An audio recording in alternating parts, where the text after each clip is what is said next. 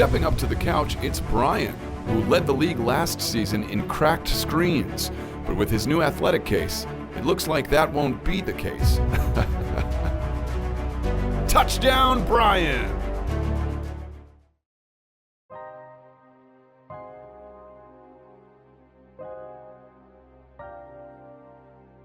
So, for my last video, I discussed 5 teams that have been pretty disappointing this season and have not been able to live up to the hype surrounding them in the off-season, and today's video is going to be on the opposite end of the spectrum.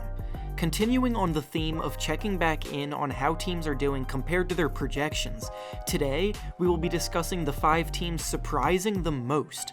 By this, I mean in a positive way, of course, as in the 5 teams that are outperforming their expectations the most compared to everyone else. Before we start though, make sure to like the video and subscribe to the channel, as all support is very much appreciated. Now, with that being said, let's begin. The first team up on this list is the Sacramento Kings. The Kings are notoriously one of the most poorly run franchises in the league and have been hovering near the bottom of the standings for a long time. The last time they even made the playoffs came in 2006, and that year they got eliminated in the first round by the Spurs, so it's actually been an even longer time since they've even experienced any kind of playoff success.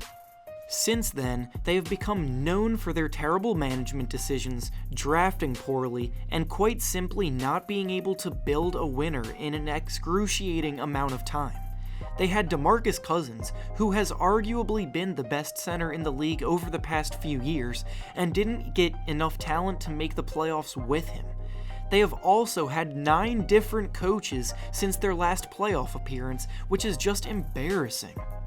This year was supposed to be relatively similar, with a few nice young pieces to get excited about, but no one really thought they had a chance to compete for a playoff spot, yet that is exactly what they have been doing midway through the year. For a while, they were holding on to a playoff spot firmly in the standings this year, but with the strength of the Western Conference, they are currently just outside, but even so, they are still a lot better than anyone expected. Second-year point guard De'Aaron Fox has spearheaded this team's leap, making his own personal leap as a player from last year to this year. His combination of lightning-quick speed, craftiness at the basket, floor vision, and a much improved jump shot have made him one of the best young players in the entire league. Buddy Hield has also become one of the very best shooters in the NBA, and him becoming someone who averages more than 20 points per game this year has also contributed greatly to their rise.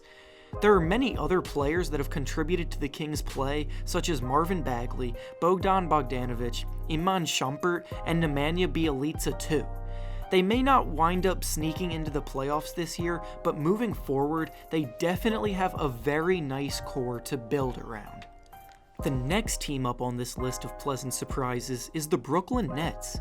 The Nets, like the Kings, have gone a while without playoff success, but not nearly to the same degree. They've at least made the playoffs this decade.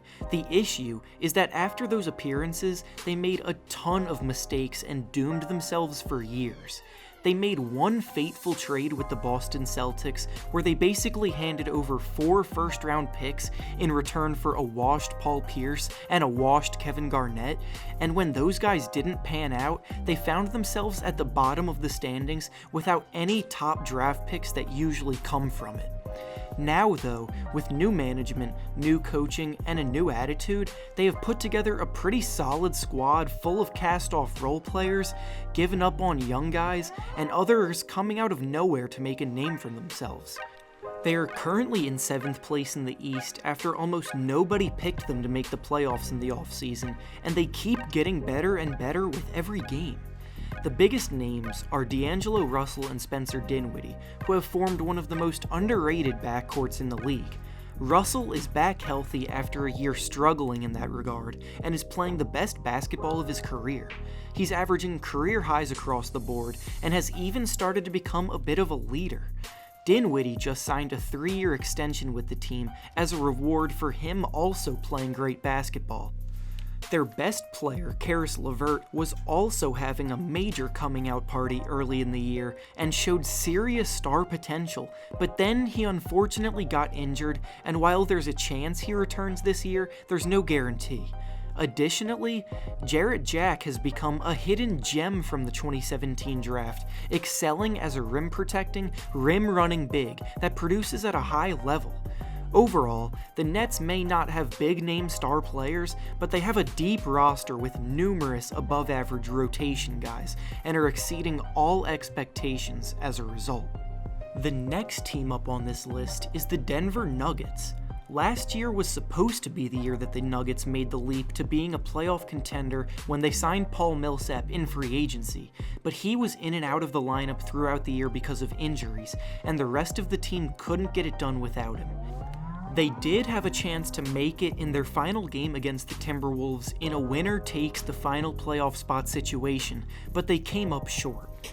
With Millsap back this year, they were once again picked by most to make the playoffs, but what has happened to this point could not have been seen by anyone.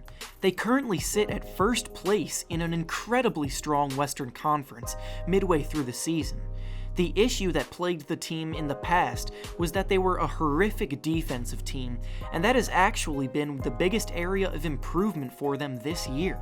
While they used to be near the bottom in the NBA in that department, they actually ranked 9th best this year. Add that to the offensive juggernaut that they have built around Nikola Jokic, and this is what you get. Speaking of Jokic, he's turned himself into one of the most versatile, well-rounded players in the entire league, and has his name firmly in MVP conversations. He's averaging about 19 points, 10 rebounds, and 7.5 assists per game, which for a center is almost unheard of. His play, combined with guys like Millsap, Murray, Harris, Barton, and Morris, have made the Nuggets a serious force out west, and could potentially make a deep run in the playoffs. Up next on this list of pleasant surprises is the Los Angeles Clippers. When the Clippers lost Chris Paul to free agency and decided to trade away Blake Griffin, there was a bit of uncertainty about what their future held. They were still a decent team last year, but they weren't a playoff team, and they weren't expected to be one this year either.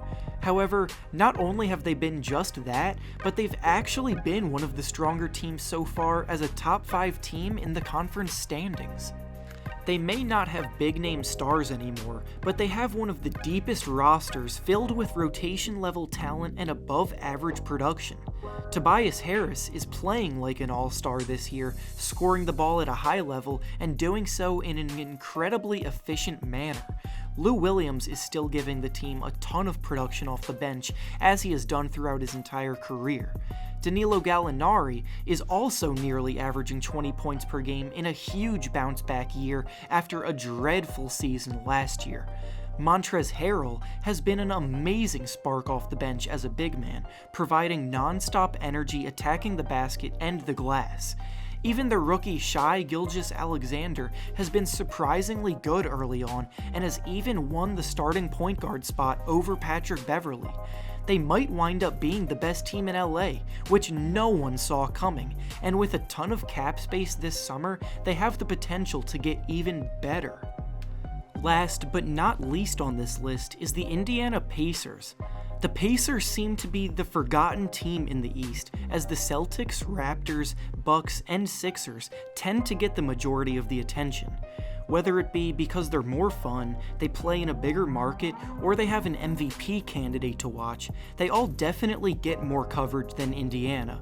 Indiana, however, is currently in 3rd place in the East, ahead of both the Celtics and the Sixers. After taking LeBron's Cavs to 7 games last year in the playoffs, maybe we should have seen this coming. Overall, they were basically a unanimous pick to make the playoffs as a decent seed, but saying they would be higher in the standings than both the Celtics and the Sixers would have been a questionable take for sure. Oladipo is once again playing at an all-star level on both sides of the ball, but it's because of a few others stepping up that the team is where they are. We've been waiting for Miles Turner to break out offensively for a while, and while he's been good not great in that regard, he certainly is breaking out as a rim protector, as he leads the entire NBA in blocks per game. Also, Domantas Sabonis is one of the best bench players in the league and is a legit 6th Man of the Year candidate. He bullies defenders in the paint, scores the ball efficiently, and is just so tough to stop. If they continue to go the whole year flying under the radar, they could shock some people in the playoffs and make a very deep run. And with that being said, that's all I have for you today. Make sure to like the video and subscribe to the channel for more NBA content, and check out my Patreon linked in the description. Thanks for watching, and I'll see you guys next time.